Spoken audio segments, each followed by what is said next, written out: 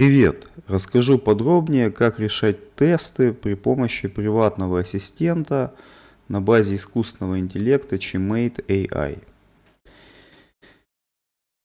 Chimate – ваш приватный AI-ассистент для работы в реальном времени. Когда вы на созвоне демонстрируете экран, разбираете задачу, код, документ, вам может понадобиться быстрый ответ, подсказка или структурированная формулировка.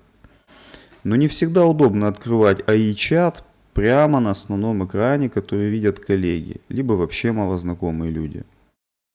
Также многие сайты пытаются следить за действиями пользователя, и это нежелательно в определенных ситуациях, когда вы решаете тесты или задания, например. Chimate помогает сохранить фокус, скорость и приватность. Вы работаете как обычно, а AI-поддержка остается в вашем личном рабочем пространстве.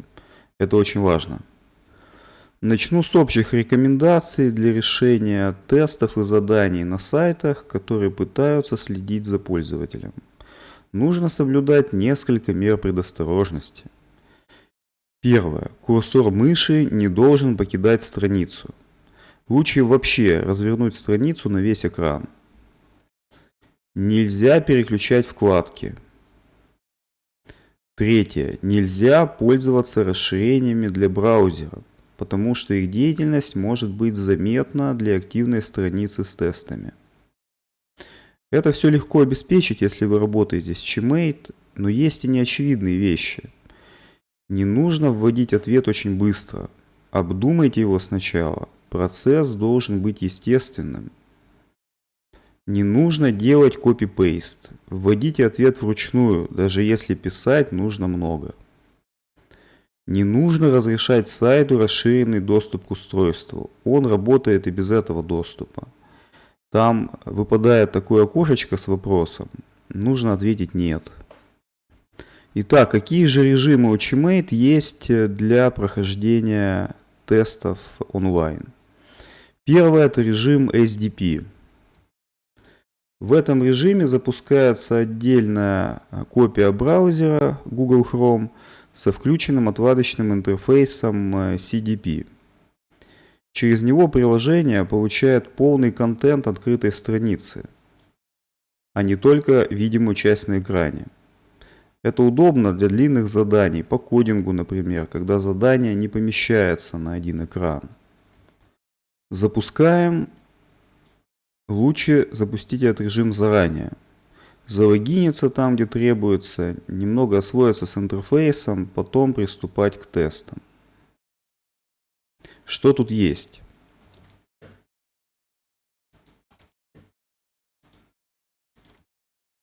Для управления можно использовать оверлей, либо горячие клавиши.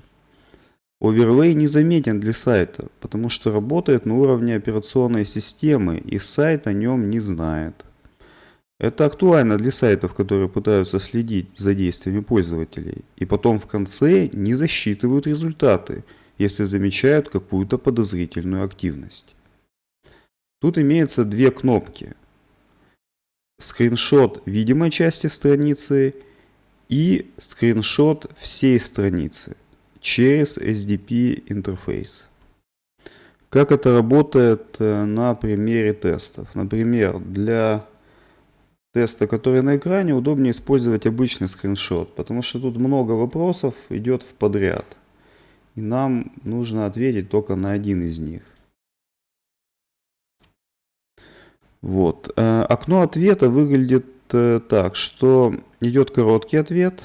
Это номер правильного варианта в данном случае. В случае с тестами. Для других категорий вопросов там может быть другой ответ. Просто несколько слов, характеризующих ответ и так далее. Далее полный ответ – это то, что содержится в данном варианте ответа.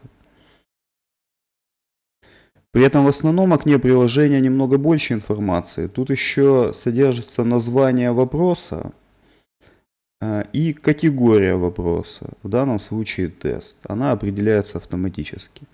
Но категориями можно управлять и вручную при помощи переключателя. Например, можно выбрать перевод для перевода на другой язык или код, чтобы сразу ассистент понимал, что ему придется работать с кодом. Однако он поймет это и в режиме авто, в большинстве случаев. Сразу оговорюсь, что для перевода лучше сразу настроить, на какой язык вы хотите его делать. Это производится в настройках, тут есть основной язык и язык перевода. По умолчанию он такой же, как ваш основной. Теперь посмотрим, как происходит захват длинных заданий. Выбираем сложность тяжелая, пусть будут алгоритмы. Найти.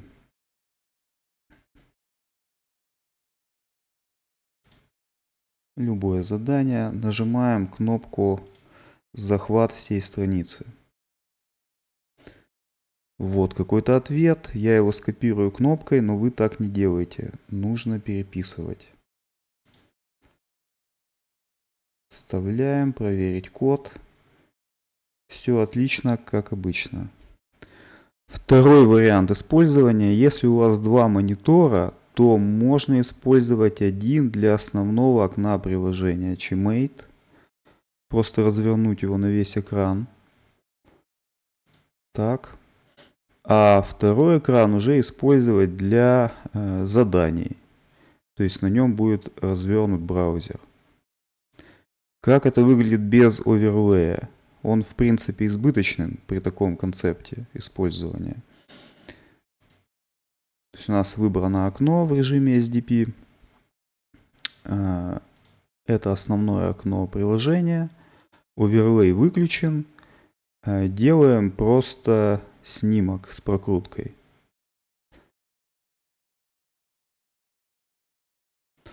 Но гораздо удобнее использовать горячую клавишу, потому что вот эта кнопка, она требует перехода к основному окну. Нам это не надо, естественно. Если мы не хотим покидать окно с тестами, мы используем горячую клавишу Windows Alt-S по умолчанию. Тогда не нужно покидать основное окно. Важный момент, то что надо, прежде чем отправлять повторно задание, нужно очистить ответ, потому что это мешает нейросети. Наличие какого-то ответа создает для нее шум, и она может в следующий раз ответить неправильно. Далее, самый крутой режим – это режим веб-сессия. Для этого нужно настроить приложение под Windows, выключить оверлей, выключить обводку целевого окна, чтобы она не мешала. Далее просто его закрыть. Оно свернется в трей тогда, если вы не меняли базовые настройки. Сворачивать в трей при закрытии. Вот, закрываем.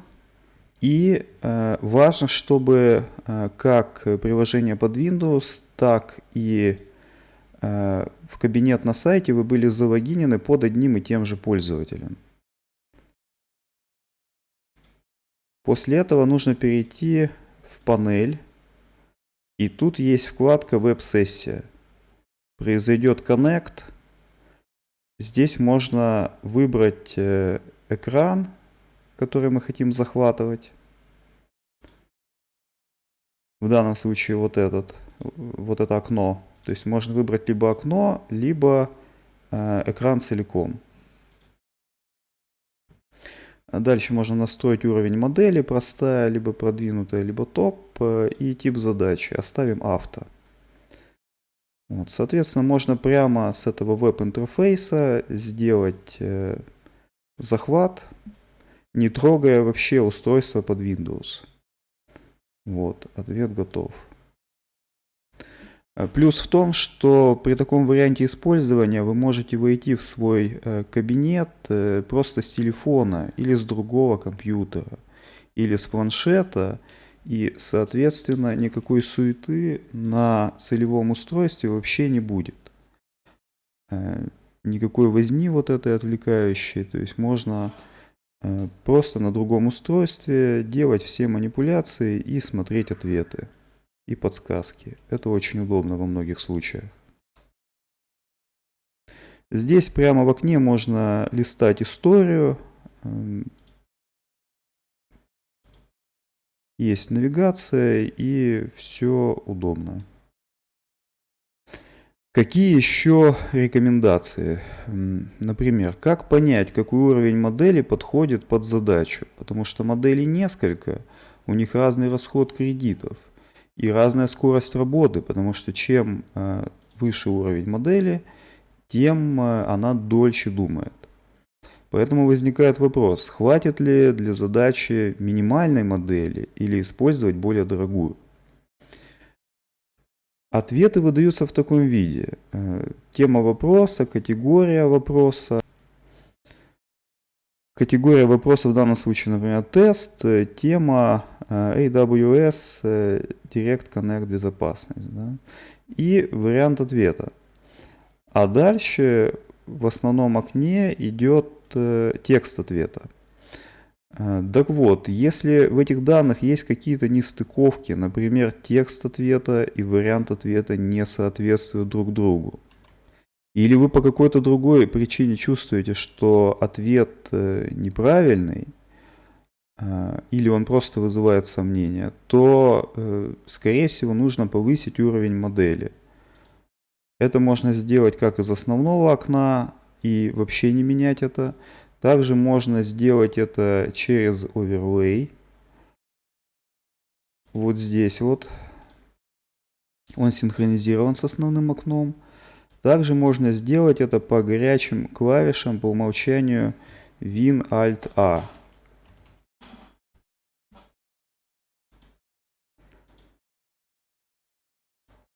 Для каких-то ответственных ответов имеет смысл использовать либо сразу модель топ, либо использовать сначала простую модель, а уже потом только среднюю или топ, если есть какие-то проблемы.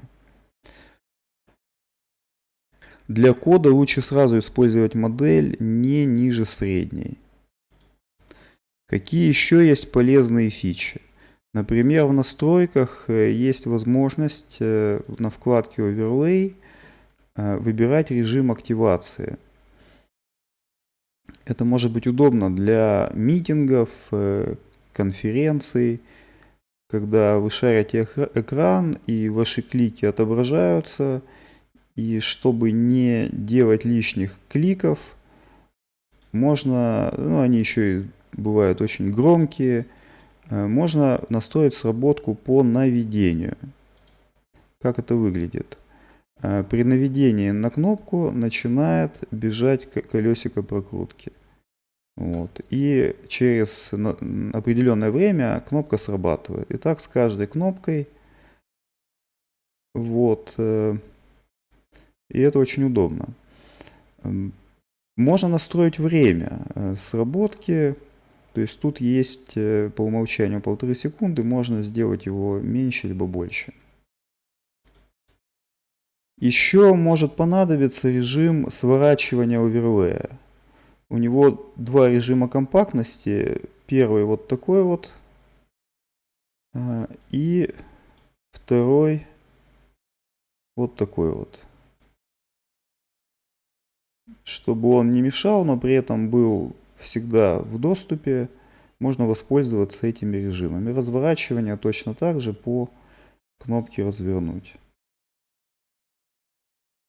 Еще может быть полезно использовать на оверлее перемотку ответов.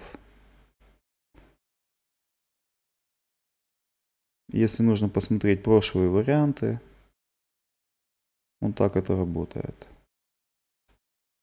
Может быть полезно изменять размер окна оверлея. Потому что бывают длинные ответы, бывают короткие. Меняется размер через вот этот захват в левом нижнем углу. Какие еще есть интересные штуки, позволяющие оптимизировать вашу работу? с приложением ChiMate, это есть функция авторежим, которая производит захват при изменении картинки в целевом окне. Она по умолчанию выключена, потому что изменения картинки бывают при перемотке контента, при изменении какого-то таймера, если это тесты, то там идет таймер до окончания теста. Поэтому этот режим я рекомендую использовать только тогда, когда это статический контент, и меняется он строго тогда, когда меняется вопрос. Чаще всего удобнее вручную запускать процесс. Но такая функция есть. Еще полезные функции — это можно настроить запуск при старте системы, либо отключить сворачивание в трей при закрытии. Но оно по умолчанию включено именно потому, что для режима веб-сессия важно, чтобы приложение висело в трее. Если его выключить, то сервер не сможет получить доступ к приложению и не сможет обеспечить режим работы веб-сессии. Но если вам это не надо, вы можете это выключить. Многих это напрягает. Но здесь это обусловлено именно необходимостью поддержки работы режима. Далее удобная фишка, что можно настроить горячие клавиши. В том числе в предстоящей версии будет поддержка горячих клавиш мыши. У многих мышек есть две кнопки дополнительные сбоку, и можно будет по этим кнопкам, по одной из них, вызывать режим «Быстрый ответ». Быстрый ответ работает так, что сейчас он по умолчанию он вызывается по кнопке тильда, это слева от клавиши 1 на клавиатуре, и он позволяет сразу же после нажатия выбрать область, и сразу же будет отправлен запрос. Вот, это во многих случаях бывает удобнее. На захват экрана эти манипуляции тоже не попадают, ну, кроме движения мыши. И это бывает удобно именно, чтобы быстренько выбрать целевую область экрана, независимо от того, в каком приложении этот текст написан, хоть где. Он будет распознан через OCR, поэтому в любом случае запрос уйдет. Вот. Вторая фишка этого режима «Быстрый ответ», который вызывается по клавише тильда, заключается в том, что вы выбираете строго ту область, по которой вам нужен ответ. Строго область с вопросом и контекстом вопроса. И это работает таким образом максимально быстро, потому что когда вы захватываете весь экран или всю страницу, там еще много лишнего контекста, который будет сбивать нейросеть, хотя в большинстве случаев она все равно правильно ответит. Но в пограничных ситуациях она может сбиться и из-за всякого дополнительного лишнего контента дать неправильный ответ. Кроме того, она гораздо быстрее работает, когда меньше размер входного контента. И потому что там сначала обрабатывается изображение, из него достается текст, а далее этот текст отправляется в нейросеть. Еще одну. Таким образом, когда сама картинка меньше, то быстрее обработка идет OCR и быстрее обработка в нейросети, которая уже дает конечный ответ. То есть это еще дополнительно ускоряет весь процесс. Поэтому такие вот неочевидные преимущества есть у режима «Быстрый ответ». Пока на этом все. Пишите ваши вопросы в комментариях, подписывайтесь на канал, впереди много еще всего интересного. Подписывайтесь также на группу в Telegram, потому что YouTube может оказаться недоступен, он может просто забанить канал или видео по каким-то причинам. Покупайте подписки, это поддержит проект. Всем пока.